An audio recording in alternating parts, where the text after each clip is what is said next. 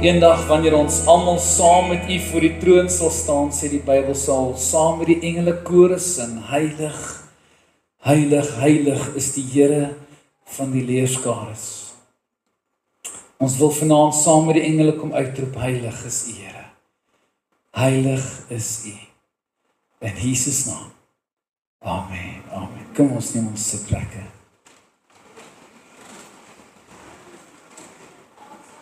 Halleluja. Daar's verseker verskillende gebede en verskillende maniere en verskillende benaderings wanneer dit kom by gebed. Ek het in 'n era groot geword en in die Pinksterkerke groot geword waar baie keer sê ek dink die ouens het vergeet dat daar al mikrofone beskikbaar is. En ek het 'n paar keer al gesê dat daar's niks so kragtig soos wanneer jy 'n pa kan hoor bid terwyl hy uitroep na die Here nie. Daar gebeur net iets en ons het al 'n paar keer gesê, daar's 'n manier hoe 'n ma kan bid dat die hele huis in trane is. Daar's definitief verskillende maniere. Elkeen van ons se persoonlikhede verskil. Elkeen van ons se omstandighede verskil. Elkeen van ons se motiewe verskil. Elkeen van ons se begeertes verskil. Ons lewe in 'n tyd waar ek wil amper sê daar nie 2 minute verbygaan wat dieselfde is nie. En ek wil 'n paar voorbeelde uithaal en ons gaan net vinnig kyk na 'n paar wat Jesus self deurgegaan het in sy lewe. Verskillende gebede, verskillende benaderings en daar was definitief verskillende uitvloeisels. Definitief. Die eerste gedeelte wat ons seker die meeste altyd sal raak is daai diepe uitroep. Ek dink dit was by Grasdag Kerk toe ek daar gepreek het, toe ek vertel het baie jare terug, was 'n paar van die mense in Kobus, hulle daar agter sal onthou, daar was 'n seun op my jeugleierskap gewees, De Wet. En hy het by Koenboeke, daai Christelike boekwinkel in die Mol gewerk. Ek dink dit was hier 2004 iewerste gewees. En ek onthou hoe ek besig was met musiekoefening voor die diens en ek sien my foon lui en nou dink ek vir myself, weet die mens nie ek is by die kerk nie. Dit moet 'n vreemdeling wees. Almal wat my ken weet ek is nou by die kerk. En ek kyk wie dit is en ek sien man, is De Wet se ma. Maak nou nie vir my sin nie. Nou hy het saam met ons voorgesing ook en ek weet nou nie of sy dink hy moes dalk daar wees of wat, maar ek is half geïrriteerd want ek het baie goed om te doen en ons klaar geoefen het, kom een van die ouens, ek dink dit was nog die ou wat moes dromme speel, wat net nie opgedaag het nie, en dan is die mekaar. En hy kom ingehardloop net toe ons klaar is en hy sê, Dion, De Wet is nou net dood. Of hy is in 'n ongeluk gewees, in 'n motorfietsongeluk. En in daai oomblik voel ek so skuldig en ek voel so sleg want ek wil vir hom sê, "Waar kom jy nou vandaan? Kyk hoe laat is dit." Tussentyd op pad kerk toe het hy gesien hoe die ongeluk gebeur en ek onthou, gelukkig het ek nie die Sondag gepreek nie, ek was nog net jeugleier gewees en ek kan glad nie onthou wat die res van daai diens gebeur het nie, want ek wou net wegkom om net by die hospitaal te kom en net te gaan kyk wat aangaan. En toe ons by die hospitaal kom, was ek so 5 of 10 minute daar. En dis seker 'n prentjie wat my lewe lank by my sal bly. Die oomblik toe daai 2 deure van daai teater oopgaan en daai dokter daar uitstap. En hy sê nie 'n woord nie, maar hy skud net sy kop. Die manier hoe die wet se ma gereageer het en gesê, "Here, maar dis onmoontlik." Ek wil vandag vir jou sê, miskien het jy nie iemand aan die dood afgestaan nie, maar ek is redelik oortuig daarvan, jy het ook al gevoel, "Here, maar dis onmoontlik, dit kan nie wees nie." Het 'n paar weke terug gesê, toe my oorlede swaar 'n ongeluk was, toe my pa gesê het, "Maar dit kan nie wees nie, ek was nou net besig om vir hom te bid."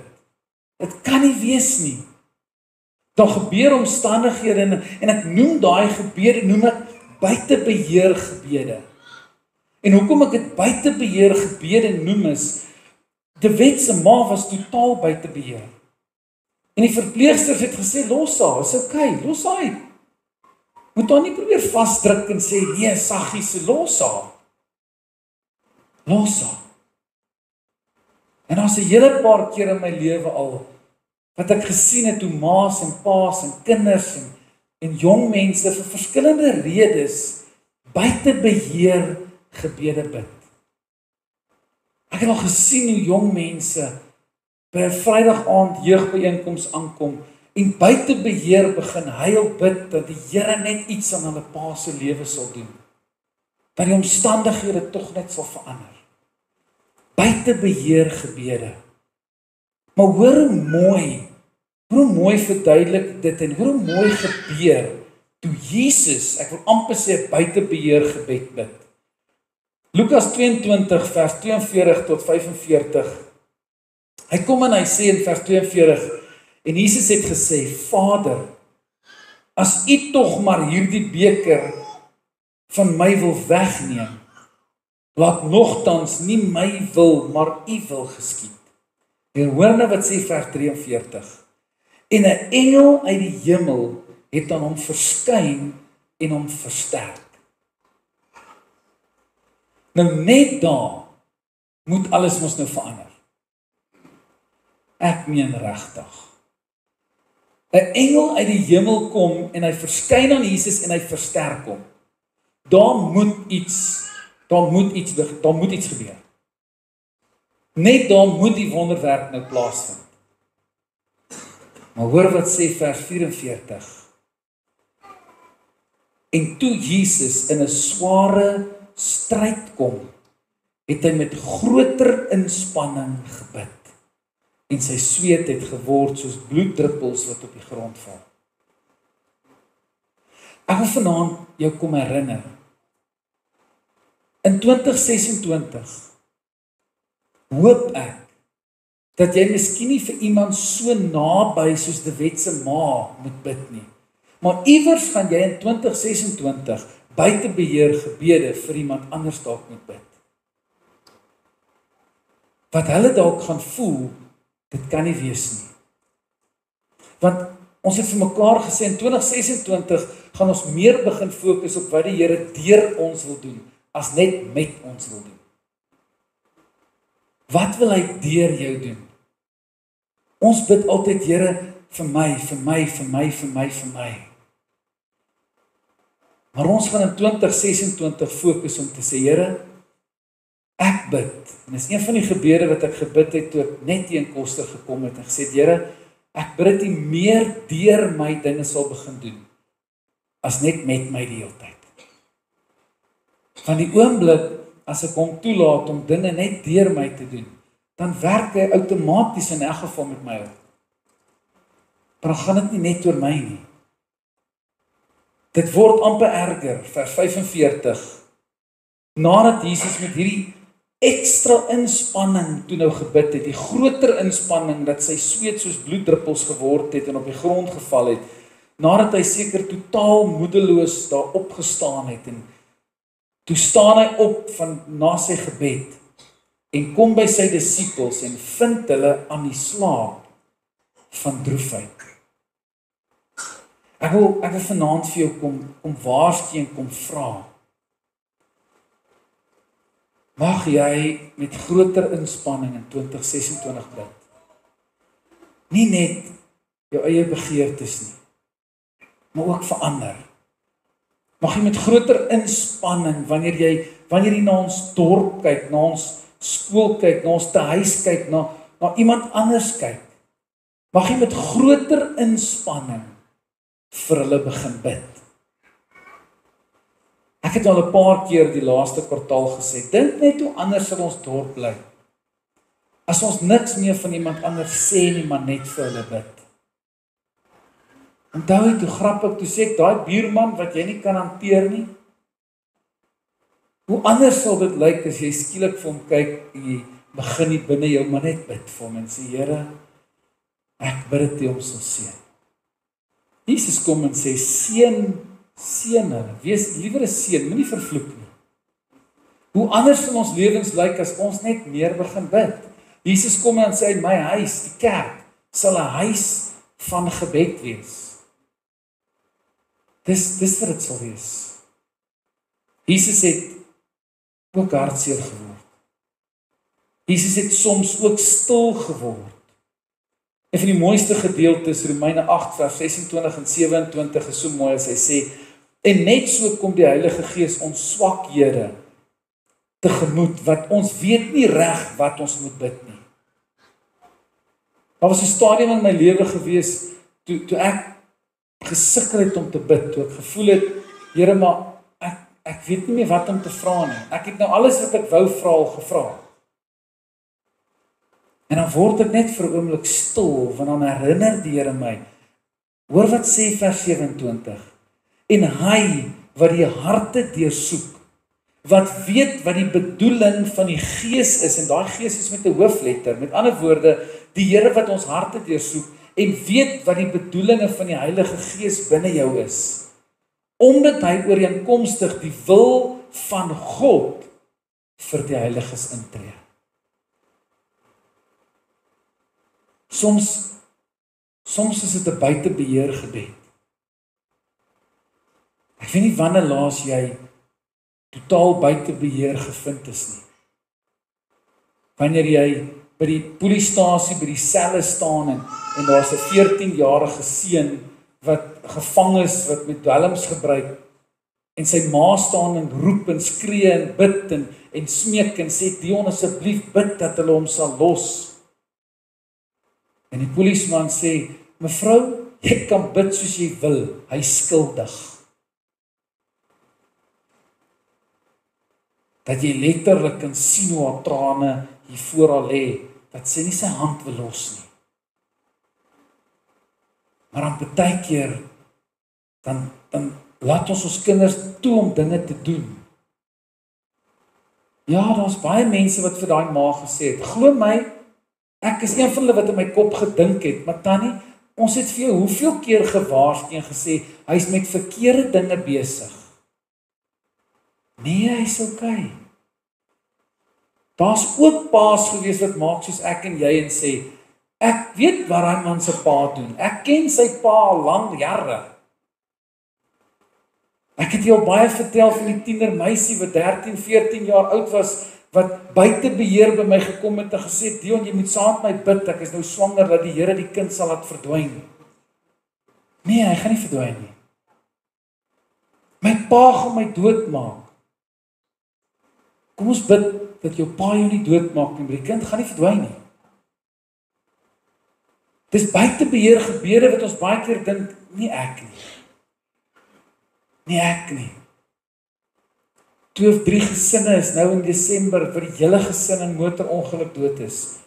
Nee, nie my gesin, nie ek nie. 2026 moet jy reg wees vir buite beheer gebede. Dis gebede wat jy nie omgee hoe laat is dit nie. Dis gebede wat jy nie omgee wie jou hoor nie, wie jou sien nie, wie wat te sê het nie. Dis gebede wat jy bid om te sê, Here, ek weet, by U is alle dinge moontlik.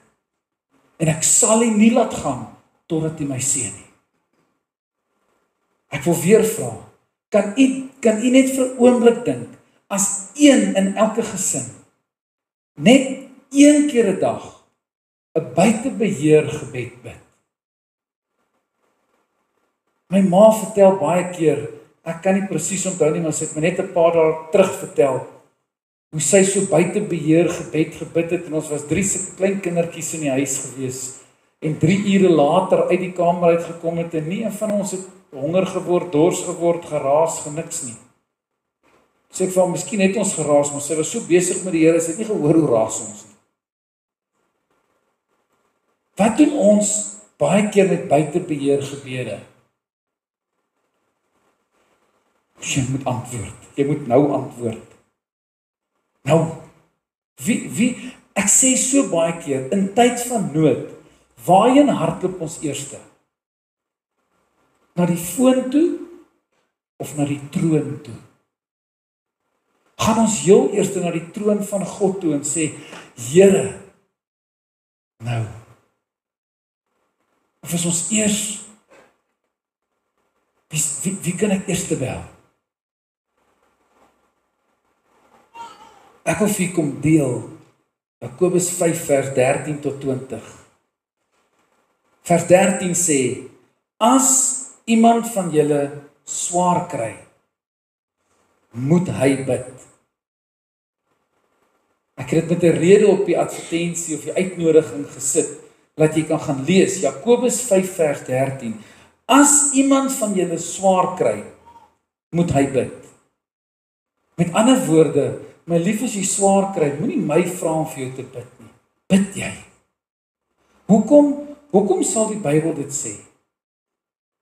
Hoekom sal, want ons het begin deur te sê, elke een van ons, sy motiewe, sy begeertes, sy hartsverlange is anders. En ek sê dit vanaand met baie respek. Baie keer stuur mense vir my boodskappe, dan sê hulle vir my, Dion, sal jy asseblief saam met ons bid, hierdie een is baie siek.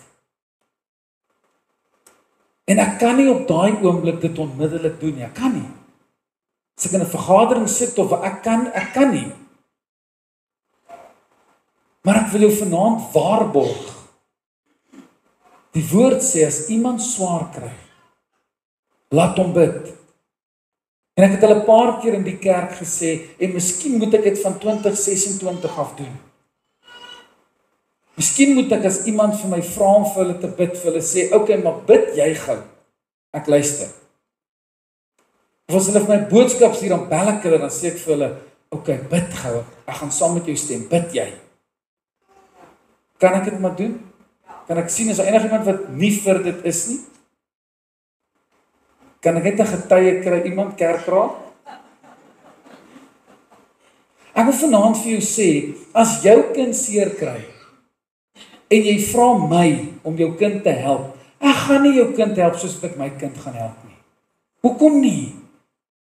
Want my kind het 'n baie spesiale plek in my hart.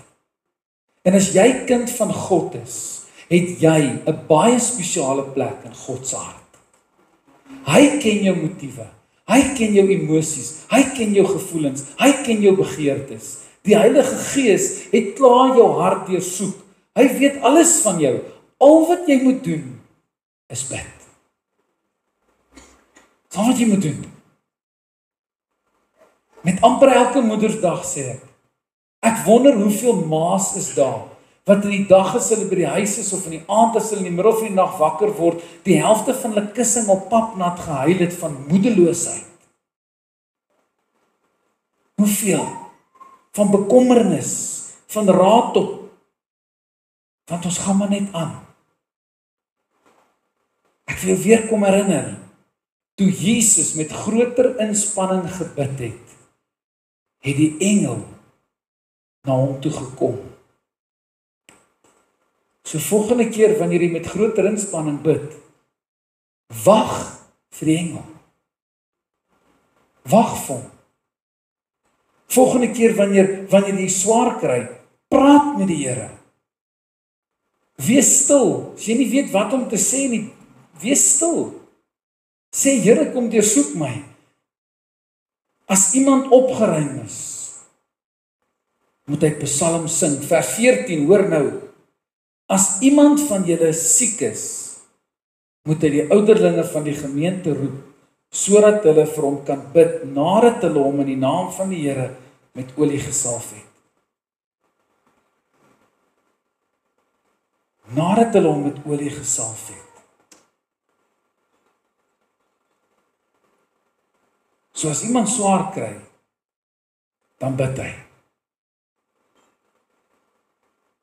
Ek is nou opgewonde oor 2026, want 90% van die tyd gaan ek sê, ek luister, bid maar.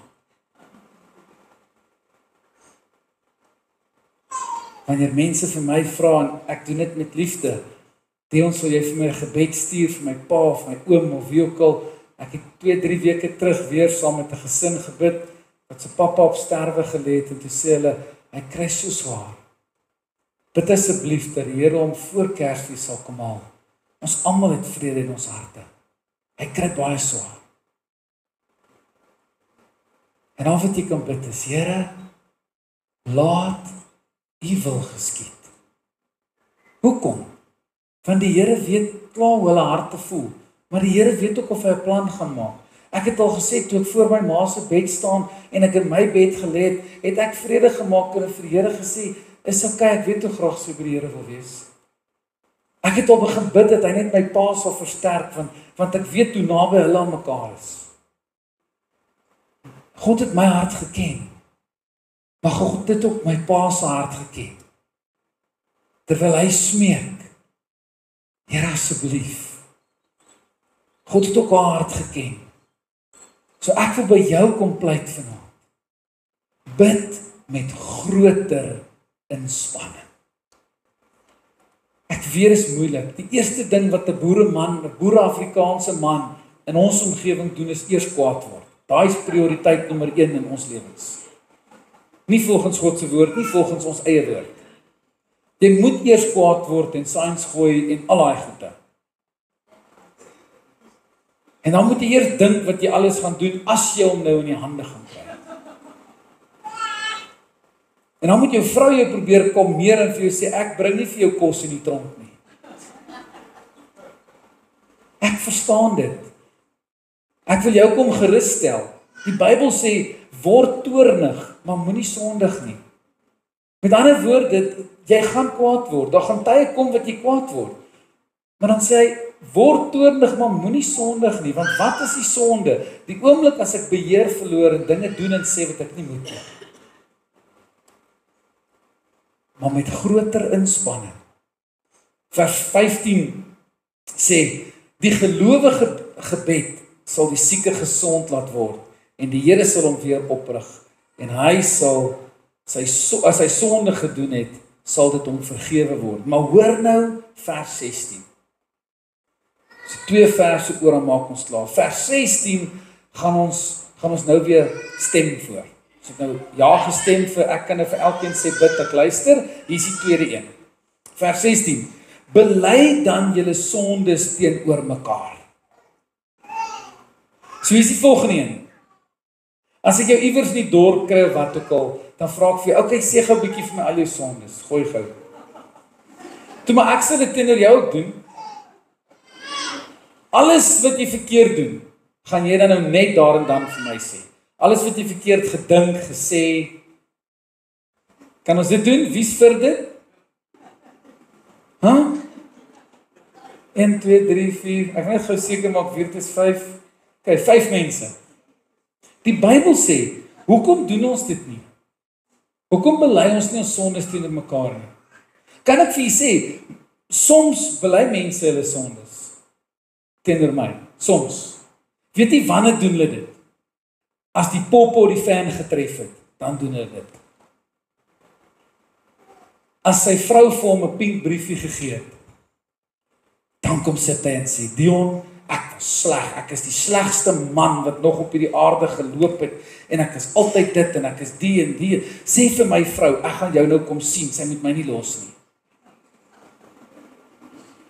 En dan sê ek gewoonlik die eerste keer vir hulle, okay, maar kom ek waarborg jou, indien sy jou nie terugvat nie, gaan jy my ook nie weer kom sien nie. Nee, beloof jou. In 11 jaar in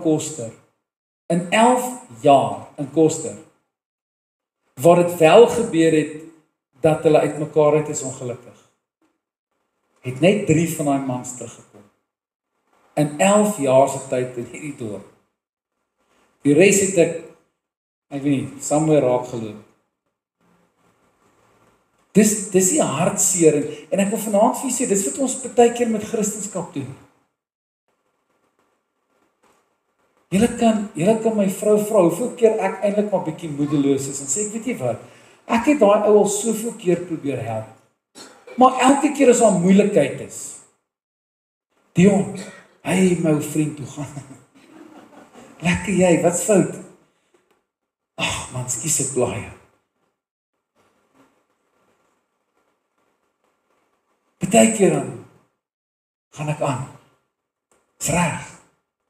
En ek het die Here beloof ek sal aanhou om dit te doen. Want dit gaan nie oor my nie. Dit gaan oor wat ek vir hom kan doen. Maar weet jy wat, ons doen presies dieselfde met die Here. Die oomblik as die popo die fan tref, dan maak ons al die beloftes onder die son aan die Here. Here, in 2026 gaan ek elke Sondag kerk. Ek gaan dit doen, en ek gaan so, en ek gaan die, en ek gaan so, en ek gaan, en ek gaan, en ek gaan, en ek gaan, en ek gaan. Ons doen dieselfde met die Here.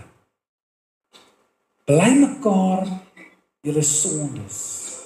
En die rede hoekom hy dit sê is, daai selfde skaamte, dieselfde rede, hoekom jy dit nie teenoor 'n ander mens wil bely nie, is juist die rede en die aanmoediging dat jy dan sal ophou daarmee. Onthou jy, ek het 'n paar jaar terug gepreek oor bely by naam, jy sondig by naam, bely by naam.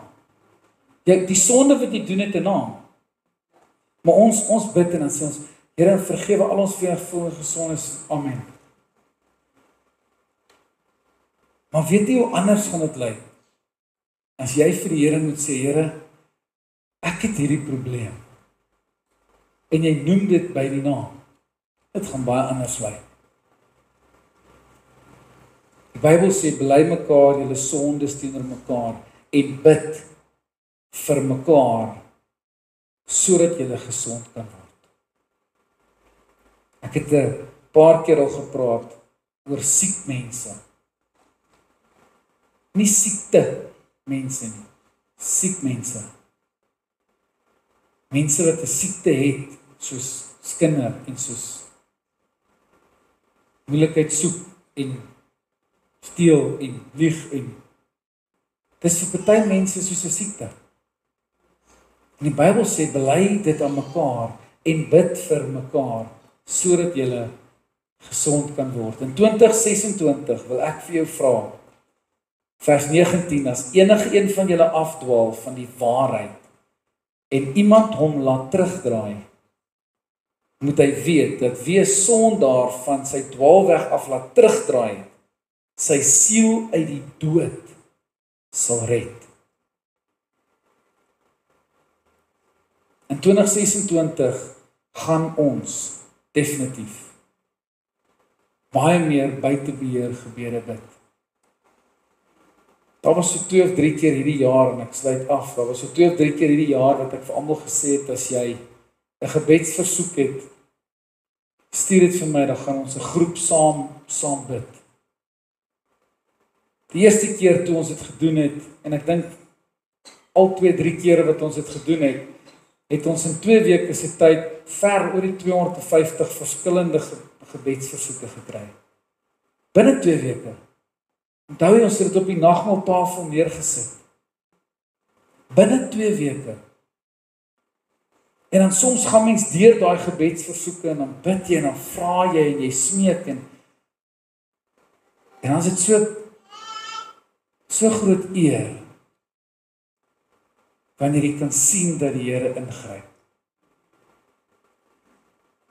So ek wil vir jou vra, as jy reg om in 2026 buite beheer gebeure te bid,